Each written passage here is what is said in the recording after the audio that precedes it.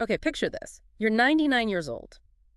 I mean, really 99. Yeah. Your life, you'd think, is maybe kind of winding down, certainly not ready for huge new beginnings. Right. Not exactly prime time for life-altering news. Exactly. And then, boom, this incredibly profound encounter happens. It changes absolutely everything. And there's this promise that sounds, well, almost impossible. Hmm. That's the moment we're diving into today, right out of Genesis chapter 17. It really is a pivotal chapter. So our goal here is to sort of pull out the key things happening, the encounters, these commands, the frankly jaw-dropping promises, and really understand why this moment is so significant for Abram, especially at 99. It is such a turning point. God appears to Abram, when he's nearly 100 years old. And the very first thing he does is identify himself with this immense power. He says, I am God Almighty. El Shaddai. El Shaddai, exactly. It conveys this sense of overwhelming strength, total sufficiency, just absolute power. Yeah, it's definitely not just a casual, hey, it's God. It's a statement of ultimate capability, right? Absolutely. And right away, with this powerful presence, it's not just a blessing dropped in his lap, but a direct command. What does he tell him? He tells him, walk before me and be blameless. Walk before me and be blameless. Yeah, and this isn't just like a suggestion. It's foundational. It's how Abram needs to live his life in response to God showing up like this. It really sets the standard for their relationship moving forward. That feels like, well, a lot, especially coming from God Almighty. It does. And then right after this command, God jumps straight into confirming promises he's made before, but he also, massively expands on them. Yes, massively is the right word. The promises really escalate here. He confirms the covenant idea and says, I will greatly increase your numbers. But then it gets even bigger, more specific. Oh, so? He says, you'll be the father of many nations. Not just, a big family, but nations. Wow, nations. And it keeps going, right? Stressing the future impact. It does. I will make you very fruitful. I will make nations of you, and kings will come from you. So we're talking about whole peoples, royal lines, all stemming from this one very old man. It's kind of staggering when you think about it that way. It really is. And the covenant itself, God declares it's everlasting. He says, I will establish my covenant as an everlasting covenant between me and you and your descendants after you for the generations to come. Everlasting. That's key. It is. And what's really crucial is how God defines the heart of that everlasting relationship. Okay. What's the core? It's incredibly personal, actually, and relational across all time. The covenant means God promises to be your God and the God of your descendants after you. It's about God actively choosing to be their God, generation after generation. So it's not just a deal. It's about belonging to God and God belonging to them. Precisely. And this deep, lasting relationship is also tied firmly to a specific place, isn't it? That land promise comes back. Right, with that same everlasting quality. It does. God promises the whole land of Canaan I will give as an everlasting possession to you and your descendants after you, and I will be their God. And the text makes sure to add, in that land. So the place and God's presence with them, they're linked. Inextricably linked, yeah. Okay, so just to recap, God Almighty appears, gives a command to walk blamelessly, promises descendants beyond counting, actual nations, kings, an everlasting covenant where God commits to being their God forever, tied to a specific land given forever. I mean, how does Abram even react to hearing all of this? It's overwhelming. Well, the text tells us his immediate response. Okay. He fell face down. Face down. Okay. That's a posture that just screams, profound reverence, maybe awe, maybe just being completely crushed by the weight and the glory of it all. These promises sound impossible. Overwhelmed feels like putting it mildly, and it's right then, right after he falls down, that one of the really big changes happens. The name change, yes. God formally changes Abram's name to Abram. And he gives the reason right there, linking the new name directly to the promise, for I have made you a father of many nations. So his old name, Abram, meant something like exalted father. Right. But Abraham means father of a multitude or father of many. His actual identity is reshaped by the promise even before the promise physically happens. That's incredible. It really is. His name becomes this constant reminder, like a living embodiment of God's promise. But while God is making these huge sweeping promises, he also lays out a clear expectation, a requirement for Abraham and his descendants. Okay, what's required on their side? He says, as for you, You must keep my covenant, you and your descendants after you, for the generations to come. Ah, so it's not just passive. They have a part to play. It's active. Exactly. The covenant, it's a two-way street. God initiates it, he sustains it with his promise, but it needs a response from the human side. And God gives a very specific, very physical sign of this commitment. And this is where circumcision comes in, right? This is it. God commands, every male among you shall be circumcised. And he states plainly, this will be the sign of the covenant between me and you. A physical sign. And the text really emphasizes its permanence. My covenant in your flesh is to be an everlasting covenant. It's not like something external you can put on or take off. It's literally marked on their bodies. Wow.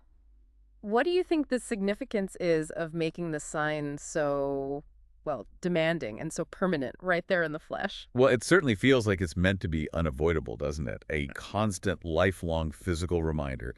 You couldn't just lose it or forget about it. Yeah. It's part of who you are. Yeah. And the instructions are really detailed about who gets included. They are. It's not just about direct biological lineage. The command specifies, for the generations to come, every male among you who is 8 days old must be circumcised.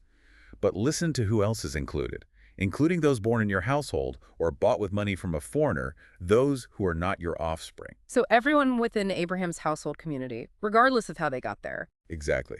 Whether born in your household or bought with your money, they must be circumcised. It's about being part of that covenant community, not just about blood ties. It's quite comprehensive. And the consequence for not doing it, for ignoring this sign. It's severe. The text says, any uncircumcised male who has not been circumcised in the flesh will be cut off from his people. He has broken my covenant. Cut off. Okay. So failing to bear the sign means you've broken the covenant itself, and you're out. That seems to be the implication. Exclusion from the community, defined by that very covenant. Okay. Now, God isn't finished yet, is he? After dealing with Abraham and the sign, he turns his attention to Sarai, Abraham's wife. Yes, and he changes her name too, from Sarai to Sarah. Sarah, meaning princess or noblewoman, right? Something like that, yes. And this is huge because God makes a direct, frankly radical promise concerning her. He declares, I will bless her and will surely give you a son by her. By her. By Sarah, who is 90 years old and has been barren her whole life. Exactly. This is just monumental. Monumental is right. And just like with Abraham, her promise also expands, looking to the future, to leadership. God says, I will bless her so that she will be the mother of nations. Kings of peoples will come from her. So she's placed right in the center of this lineage that's going to produce nations and kings. It's not just about Abraham anymore.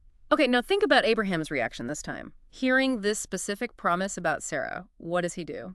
He falls face down again. Okay, same posture of reverence. But the text adds this really fascinating detail. It says, he laughed and said to himself. Laughed to himself. Yeah, and he thinks, will a son be born to a man 100 years old? Will Sarah bear a child at the age of 90? So he's outwardly showing reverence, falling face down, but inwardly he's just laughing in disbelief at the sheer human impossibility of it all. It seems so. It's such a human moment, isn't it? This mix of awe and just, really, right. Us now. It really is. And in that moment, sort of processing this unbelievable news about Sarah, he voices his hope, maybe his concern, for the son he already has. He brings up Ishmael. Right, he says basically, if only Ishmael might live under your blessing. Or, oh, that Ishmael might live before you. He's maybe hoping, okay, maybe the promises can work through Ishmael, the son who's actually here. That makes perfect sense from a human perspective. But God is very clear in his response. He distinguishes between a general blessing and the specific covenant line he intends. How does he clarify that? Well, first, he actually addresses Abraham's concern for Ishmael directly. He says, and as for Ishmael, I have heard you. I will surely bless him. I will make him fruitful and will greatly increase his numbers. He even gets specific. He will be the father of 12 rulers, and I will make him into a great nation. Wow. Okay, so that's a significant blessing for Ishmael, father of 12 rulers, a great nation. God did hear Abraham's plea. Absolutely. A huge blessing, a substantial future is promised to Ishmael. But the covenant promise itself, the everlasting covenant, follows a different path. Precisely. God immediately clarifies. Yes, confirming the blessing for Ishmael, but your wife Sarah will bear you a son, and you will call him Isaac. Isaac, meaning he laughs. Right, and God emphasizes the distinction. I will establish my covenant with him as an everlasting covenant for his descendants after him. And he even gives the timing. whom Sarah will bear to you by this time next year. So, crystal clear. Ishmael gets blessed, becomes a great nation with rulers. Abraham's prayer for him is answered in that sense. But the specific everlasting covenant passes through Isaac, the miraculous son promised to Sarah. Exactly. Two distinct destinies laid out. And then, after laying all this out, the text just notes the divine presence leaves, When he had finished speaking with Abraham, God went up from him. Just like that. leaving Abraham with all these massive promises, these commands, these name changes, these distinctions. And what Abraham does next is really striking, isn't it? It really is. The text goes out of its way to say that on that very day, Abraham acts. No delay. No, let me sleep on this. Nope. Immediate obedience. He circumcises himself, his son Ishmael, and this is important, all those born in his household or bought with his money, every male in his household, just as God had commanded, including everyone, not just blood relatives. And we get their ages confirmed again, too. We do. Abraham was 99, Ishmael was 13. It just shows the sign was applied immediately across the generations that were there and across the entire community he was responsible for, Yeah. just as God specified. And every male in Abraham's household was circumcised with him. Total, immediate, comprehensive obedience. It really highlights how seriously he took God's words, even the really difficult physical command. It's like an immediate demonstration of that walk before me and be blameless instruction. Wow. So, looking back at this whole deep dive into Genesis 17, we've covered the encounter with God Almighty, these huge promises of nations and kings, the renaming that completely changes their identity, this demanding physical sign for an everlasting covenant, the specific line chosen for that covenant versus the blessing for Ishmael. What stands out to you the most? What's the biggest takeaway here? For me, I think it's that combination of the radical shift in identity, the name changes paired with the incredibly physical, permanent nature of the covenant sign. It's not just ideas or words. It's woven right into the fabric of who they are meant to be, Yeah. individually and as a people.